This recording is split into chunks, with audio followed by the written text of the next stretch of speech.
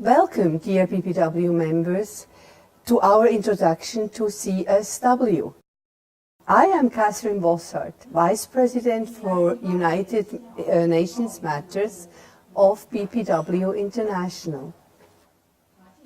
I am Jana Sigrist, and today I will be asking Catherine all about CSW.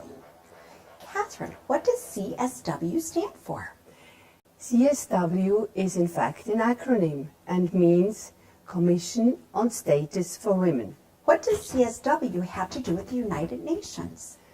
So CSW was established shortly after the foundation of the United Nations by another UN body, which is called Economic and Social Council. It was a resolution which was declared on June 21st in 1946. CSW is the only intergovernmental body which occupies itself with the promotion of gender equality. In 1996, the Economic and Social Council gave CSW an additional mandate. A year beforehand, there had been held the 4th Women's World Conference in Beijing, and CSW was now supposed to watch the implementation and review the implementation of the declaration of the Beijing Platform of Action. Since 2015, CSW became an additional mandate by the United Nations. It had to implement and help implement the Sustainable Development Goals of 2030. If you would like to have a more extensive history of CSW, I would like to refer you to www.bpw-un.org. Who are the members of CSW?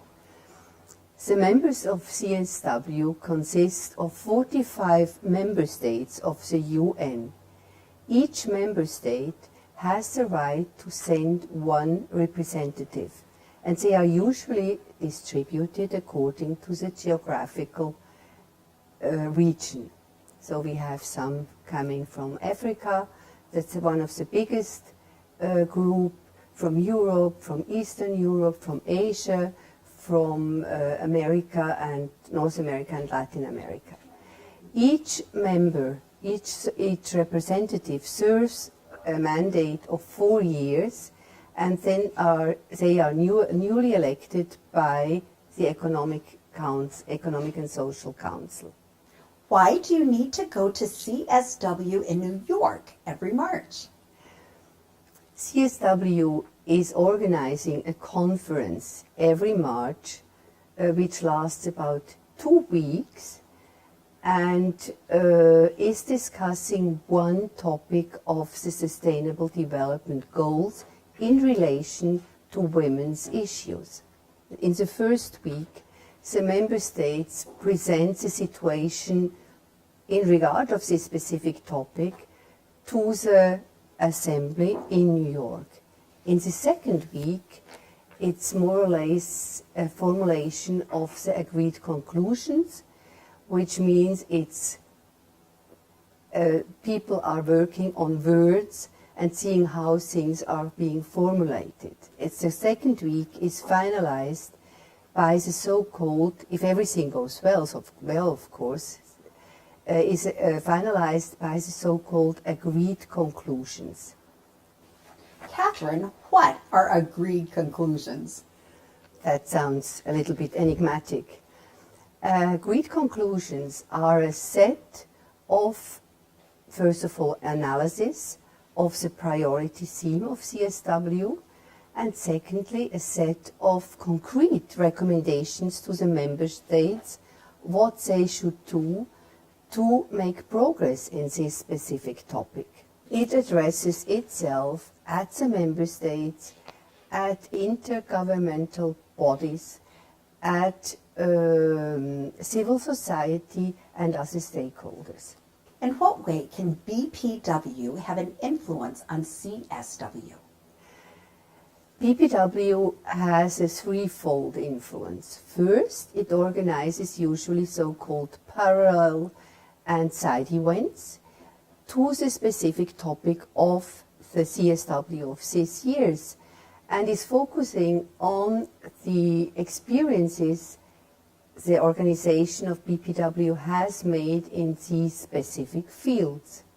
Secondly, BPW members try to become integrated into the delegation of the member states and have a direct influence on the discussion of the agreed conclusions. And thirdly, CSW is all about networking and lobbying. Please have a look at our website, again, www.bpw-un.org, where you'll find an advocacy booklet which introduces you into the language of the United Nations, that's a specific language, and also on how to advocate your interests at the UN. Thank you, Catherine. Now I know a lot more about CSW. Thank you, everybody, and thanks for watching. See you in New York. Bye-bye. Bye.